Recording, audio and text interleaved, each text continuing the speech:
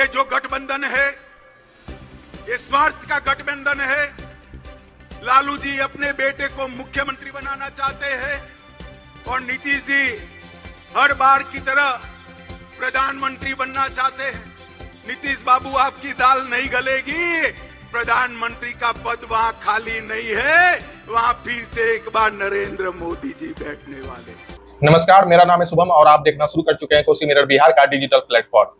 आज केंद्रीय गृह मंत्री अमित शाह बिहार के 1 दिवसीय दौरे पे हैं। इस दौरान उन्होंने मिथिलांचल के लोकसभा सीटों को साधने की कोशिश कर रहे हैं। आज वो 1 दिवसीय दौरे पे दरभंगा एयरपोर्ट पहुंचे, फिर वहां से वो झंझारपुर लोकसभा सीट पहुंचे, जहां से उन्होंने बीजेपी रैली को संबोधित किया। अगर लोकसभा सीटों की बात करें मिथिलांचल में खास करके तो 5 लोकसभा सीटें हैं, जिसमें झंझारपुर, सुपौल, मधेपुरा, मधुबनी और दरभंगा। इसमें से 3 पर अभी जेडीयू का कब्जा है और 2 पे भाजपा का। झंझारपुर और सुपौल और मधेपुरा इस पे जेडीयू का कब्जा है, जबकि मधुबनी और दरभंगा में भाजपा के सांसद हैं। अगर पिछले कुछ चुनावी परिणामों की चर्चा करें तो झंझारपुर में एनडीए जब भी लोकसभा का सीट लड़ी है चुनाव, उसमें जेडीयू के हाथ ही वो सीट लगा है। 2014 में बीजेपी कैंडिडेट वीरेंद्र कुमार चौधरी यहां से जीतने में कामयाब हुए थे, लेकिन उसके बाद से जेडीयू का इस सीट पे काफी ज्यादा प्रभाव रहा है। आज जब झंझारपुर अमित शाह पहुंचे तो उन्होंने मंच से लालू नीतीश पे जम के तंज कसा। इसके साथ ही उन्होंने पीएम मोदी के कार्यों को गिनवाया, बिहार में किस तरह से विशेष पैकेज दिया गया, कई सारे फंड दिए गए, उसकी भी चर्चा अमित शाह ने की। लेकिन अमित शाह ने लालू और नीतीश पे जम के तंज कसा। सबसे पहले अमित शाह ने मंच से भारत माता और सीता मैया की जयकारे के साथ अपना संबोधन शुरू किया। इसके बाद एक एक करके लालू नीतीश पे हमला करते चले गए। चूंकि मिथिलांचल में एक सबसे बड़ा मुद्दा है दरभंगा एम्स को लेकर के, जो प्रस्तावित है। कुछ महीने पहले जो है इसका विवाद भी उत्पन्न हुआ था, क्योंकि केंद्र सरकार इसके लिए राज्य सरकार को जिम्मेदार ठहराती थी, तो वहीं राज्य सरकार केंद्र सरकार को। अमित शाह ने कहा कि हमारी सरकार ने दरभंगा एयरपोर्ट बनवाया। इसके साथ ही अमित शाह ने एम्स का जिक्र करते हुए कहा कि बहुत कम ऐसे राज्य हैं जहां पे 2 एम्स हैं। बिहार को यह सौभाग्य मिला कि यहाँ पे 2 एम्स बनवाया गया, जिसमें एक कार्यरत है जबकि एक प्रस्तावित है।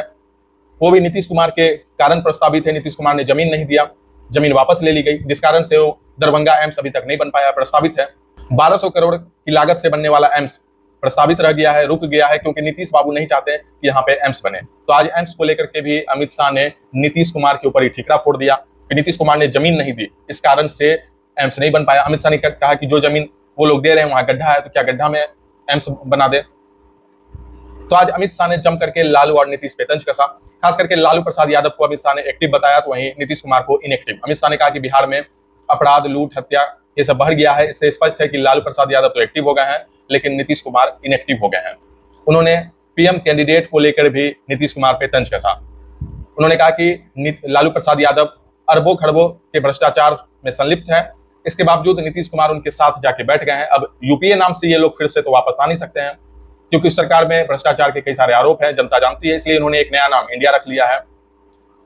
लेकिन नीतीश कुमार हर बार पीएम बनने का सपना देखते हैं, तो वहीं लालू प्रसाद यादव अपने बेटा को सीएम बनाना चाह रहे हैं और नीतीश कुमार पीएम।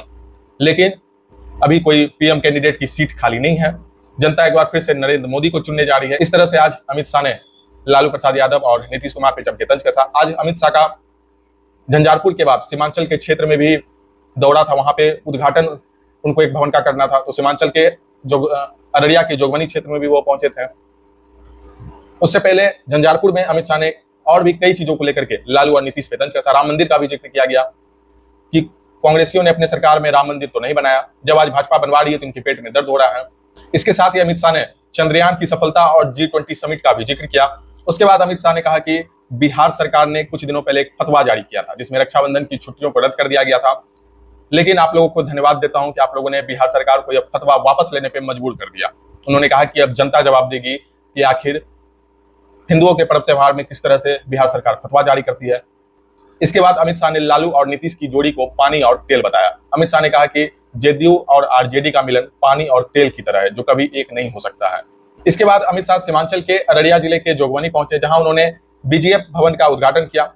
उसके साथ भाजपा कार्यकर्ताओं के साथ बैठक किया। इस दौरान भी अमित शाह ने कहा कि मैं सीमांचल की समस्या को जानता हूं, इस क्षेत्र की समस्या को जानता हूं, क्योंकि इससे पिछले वक्त भी जब अमित शाह सीमांचल के दौरे पे थे तो उन्होंने कहा था कि इस क्षेत्र में बिहार सरकार ध्यान नहीं दे रही है, बल्कि यहाँ पे अवैध व्यापार, जमीन पे कब्जा, घुसपैठ ये सभी बढ़ रहे हैं, लेकिन यहाँ पे बिहार सरकार ध्यान नहीं दे रही है। आज फिर उन्हीं बातों का जिक्र अमित शाह ने किया। उन्होंने कहा कि अवैध व्यापार और जमीनी कब्जा के साथ साथ घुसपैठ के मामले इस क्षेत्र में बढ़ते जा रहे हैं। उन्होंने कहा कि 24 में केंद्र में मोदी को लाना है, तो वहीं पे 2025 के विधानसभा चुनाव में भाजपा के नेतृत्व में बिहार में सरकार बनने जा रही है। उसके बाद सीमांचल की सारी समस्याओं को मैं खुद खत्म करूंगा। तो इस तरह से आज अमित शाह ने बिहार के दौरे पे लालू नीतीश पे जम के एक एक चीज को लेकर के तंज कसा। उन्होंने धार्मिक बातों को लेकर के भी इंडिया गठबंधन पे तंज कसा, क्योंकि आरजेडी कोटे के मंत्री, शिक्षा मंत्री प्रोफेसर चंद्रशेखर लगातार धार्मिक ग्रंथों को लेकर विवादित बयान देते हैं। इसका भी जिक्र करते हुए आज अमित शाह ने कहा कि इंडिया अलायंस पार्टी के कुछ नेता रामचरित मानस को लेकर के विवादित बयान देते हैं। अब सोचिए कि इस तरह से विवादित बयान देने का क्या मतलब है। कहीं ना कहीं आज अमित शाह ने एक एक करके लालू नीतीश पे पलटवार किया। एक दिवसीय दौरे पे आज अमित शाह थे। अब देखना होगा कि विपक्ष इसे किस तरह से जवाब देती है भाजपा को, क्योंकि आज तेजस्वी यादव ने कहा था कि अमित शाह का बिहार आना जाना कुछ ज्यादा हो गया है, इससे जनता को ही भलाई है, लेकिन वो बिहार को विशेष राज्य का दर्जा नहीं दे रहे हैं, विशेष पैकेज बिहार को नहीं मिल रहा है। भले वो बार बार बिहार आ रहे हैं, ये दिखा रहा है कि अमित शाह कितना डर गए हैं इंडिया गठबंधन से। लोग फिर से बिहार को जंगल राज बनाने की दिशा में ले जा रहे हैं। तुष्टीकरण कर कर बिहार को फिर से ऐसे तत्व के हाथ में रखना चाहते हैं जो बिहार को सुरक्षित नहीं रख सकते। मुझे बताओ, आप सभी लोग, झंझारपुर वालों बताओ, फिर से आप मोदी जी को प्रधानमंत्री बनाओगे? भाई